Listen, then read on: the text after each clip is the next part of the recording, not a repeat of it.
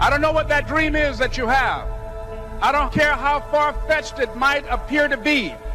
I don't care how disappointing it might have been as you've been working toward that dream. But here's what I know. Someone's opinion of you does not have to become your reality. In the process of working on your dreams, you are going to incur a lot of disappointment, a lot of pain, a lot of setbacks. But in the process of doing that, you will discover some things about yourself that you don't know right now. What you'll realize is that you're more powerful than you can ever begin to imagine. Anybody who is determined to do something, who wants something to be different, it will eventually be different. You're gifted, you're talented.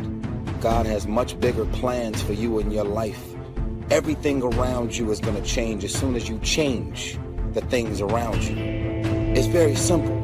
You can be in the hood, change your mind and everything about your bank account, your surroundings, your environment for your kids, the safety of any and everything going on will all change. I'm tired of everybody running around complaining as if you're on the receiving end of whatever this world wants to dump on you and you don't have a choice. It's time to grow up, man. It's tired of people to really get out of this, excuses sound best to the person that's making them up. I want you to be successful. I want you to stop coming up with reasons and excuses as to why you're doing the same shit over and over and over and over.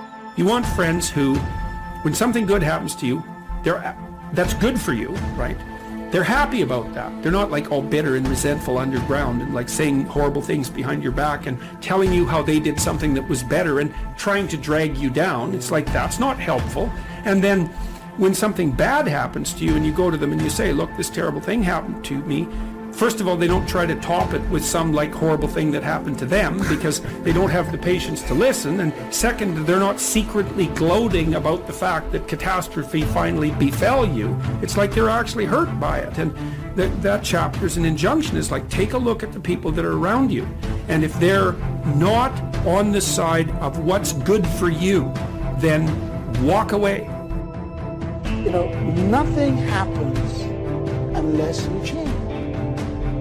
So change is not our enemy, it's our friend. There's a season that you may go through a difficult period, but that is to wake up your ability to change. You cannot become what you were born to be unless you are willing to change into something you are not. This is why change is so important. I like what it says here. Shakespeare says, sweet are the uses of adversity. We never grow in good times. We never advance unless we're under pressure. Change comes to improve and to advance your life, not to destroy you. I think that we often forget this. And we're going to face hardships. We can't avoid pain. We can't avoid trouble. All we can do is prepare our mindset so that we don't get overwhelmed by our circumstances. A lot of people, when they have a negative circumstance take place in their life, they react negatively to it. And that seems almost natural. In fact, that is natural. Something negative happens to me, my reaction back to it is negative. But this is why you have to change your mindset. Life isn't what happens to you when you're looking. What happens to you when you're looking is called a plan. Life is what happens to you when you're not looking, when your guard is down, when your back is turned. It's going to work on a Friday morning feeling good and having your boss call you in. And you know she has a look on her face and you know that look isn't good. You know the economy isn't so hard and we've got to let you go. And all you can think about are those 3 kids you have now. You know, life is coming home from work and finding that note on the kitchen table saying, hey, I can't do this anymore. I'm sorry, I love you, but I've got to go. And you're frustrated and you're betrayed and you're furious and you're angry, but all you want to do is hold them again. All you want to do is hear those words whispered in your ear, I love you again. You know, that's life. How do you handle that? How do you deal with that, those sort of situations? You see, it's been said 100 times and I'll say it again. You've got to go through it. That's all it is. You've got to go through it. And going through it is not a function of just being courageous. It's not a function of just saying, well, I'm going to close my eyes and see what happens next. It's not that. It's really a function of 3 things. It's a beginning, it's a middle, and an end. And before you go through it, there's a choice. Make a choice to say, well, I'm either going to stay here or I'm going to be over there someday, somehow. It's a choice. So going through it and thinking about these 3 steps, beginning, middle, and end, you can really save yourself a lot of trouble. You can discover something more about yourself. It's called life, and it's not personal. Stuff's going to happen. And if you make it to the 40-yard line, if you can make it to age 40, between 40 and 60, it begins to intensify. All kind of things happen. Between 40 and 60, my mother was diagnosed with breast cancer and finally died. Between 40 and 60, I was diagnosed with prostate cancer. Between 40 and 60, I went through a divorce from someone that I loved very much. Between 40 and 60, had a nationally syndicated talk show, highest rated, fastest cancer talk show in the history of television. Between 40 and 60, oh, life put a whooping on me.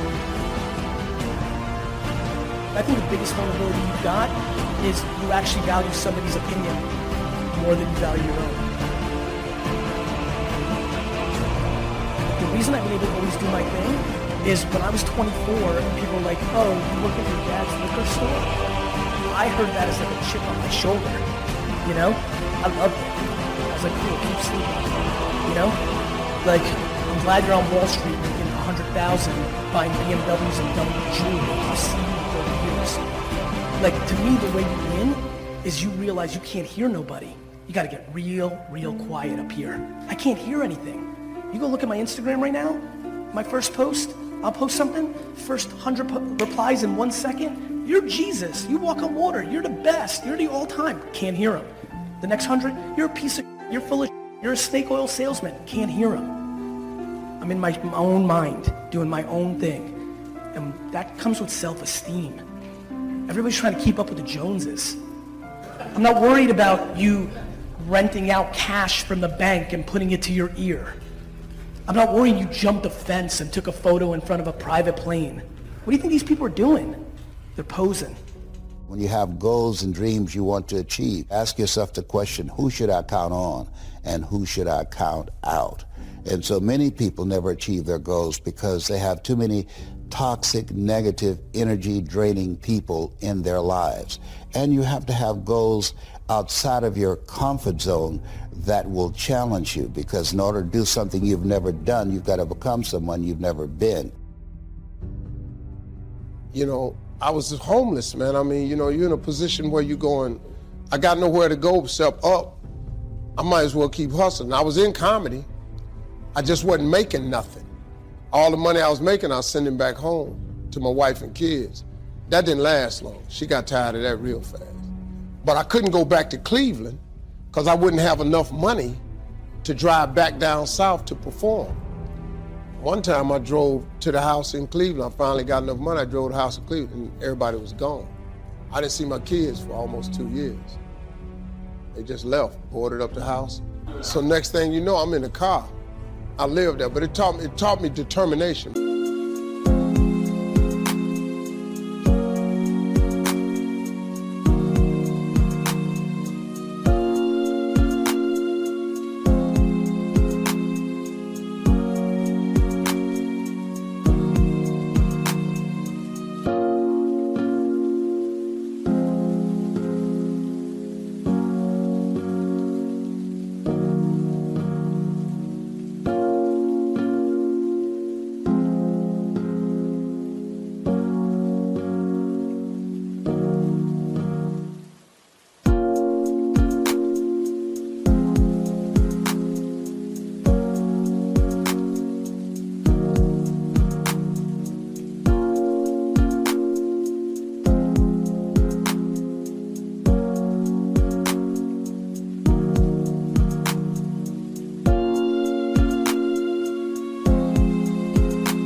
I'm a really, really determined person. It also taught me that no matter what happens to you, it ain't over. I was determined to be something. As long as God wakes you up. You may have given up on a dream. You think it's been too long. Now you've accepted that you'll never get well, never meet the right person, never start that business. But what God put in your heart, He's not only still going to bring it to pass, but it's going to turn out better than you thought. I found that nothing in life is worthwhile unless you take risks. You have to take chances in life. If you don't take chances in life, you'll never have the life God has for you. Life is risk. It takes courage to pursue your dream. Nelson Mandela said, "There is no passion to be found playing small and settling for a life that's less than the one you're capable of living." So, the first thing you have to think about when you're going through something is very simple. It's, I'm not where I want to be, but I know I can get there. I have faith that I'm going to get where I want to be. So yeah, go through the grieving process. Grieve. Accept that. Say yes to that. You know, one day you look up and, you know, you're still in pain, you're still hurting, but you realize that, hey, it's not as bad as it was. It doesn't hurt as much as it did. And I'm going forward, I'm moving forward. And at some point you emerge, you get to the other side, and you know that, hey, I haven't forgotten, but the pain doesn't hold you captive anymore. You're not crippled by the emotions, by the experience. You're not living out of the past, out of your experiences of pain and defeat or betrayal. You're not living out of all that stuff. You're living in a new perspective. It's not what happens that determines the major part of your future. It's not what happens. What happens to us all. The key is what you do about it. What we really want is not just success, we want fulfillment. The way we get fulfillment is self-respect, is self-confidence. And that's how somehow in your life you must begin to separate what you do from what people think about it. The people that have really won in life and in business, they eventually drop the addiction to what other people think about them. They're most concerned about what they think about them, or if they're a person of faith, of what their God thinks about them, not the rest of the world. Because the higher you climb, the more haters you're going to have. There's absolutely no question about it. You ought to hope you have more of them. The only thing I will warn people of is the higher you climb, the closer to you the haters are. So right now, if you're at one level of success, it's people at a distance that are haters. But as you climb higher, there's always the one or two people in your close circle who begin to try to pull you back down because they think you're leaving them. They make you, your success is making them uncomfortable about where they are. And so they begin to do everything they can to pull you back down. Be very careful of people who manipulate and play on your emotions. They get you to sympathize with them. They get you to feel sorry for them. This is not about being heartless. I need you to try your best to emotionally protect yourself from a specific characteristic. Some of y'all are so used to operating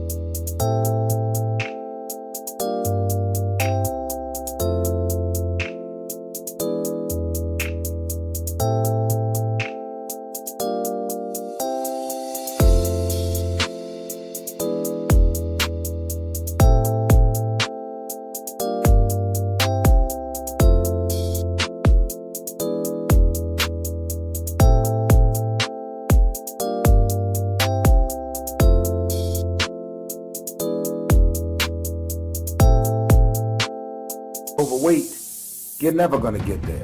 And guess what? You love negativity and dysfunction and keeping these negative people in your life so much. Even everything about this video, it makes you so uncomfortable, you probably stopped it a long time ago. I'm only talking to the people that are ready to get to the next level of their life and their career. And they're going to boldly walk into the next season of their life, unapologetically, getting rid of all things, people, and situations that no longer belong in their life. You run around with losers, you will end up a loser. Unconsciously, you will pick up their ways, you'll pick up their habits, you'll pick up, most importantly, their attitude about life. If you're around cynical, negative people all the time, you will become cynical and negative.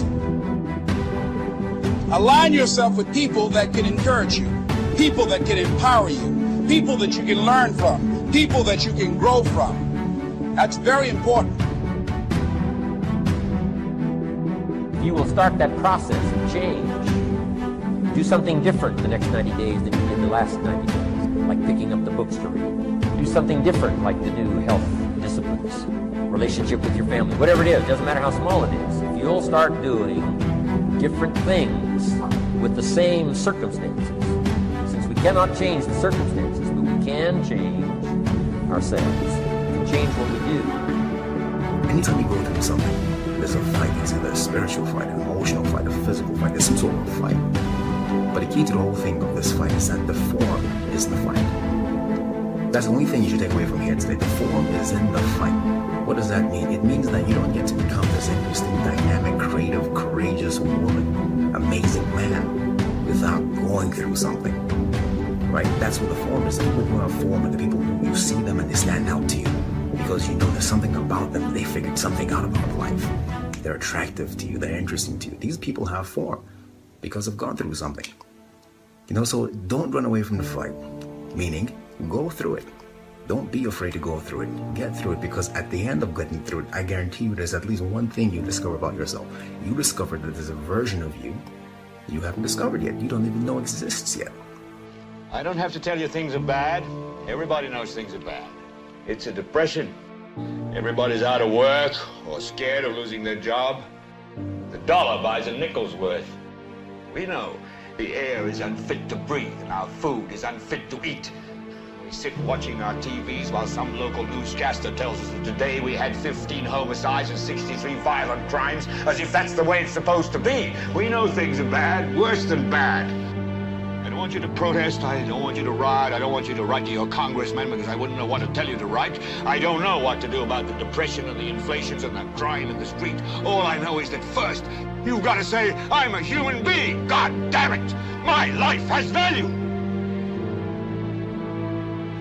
You want to align yourself with people who think like you, people who dream like you.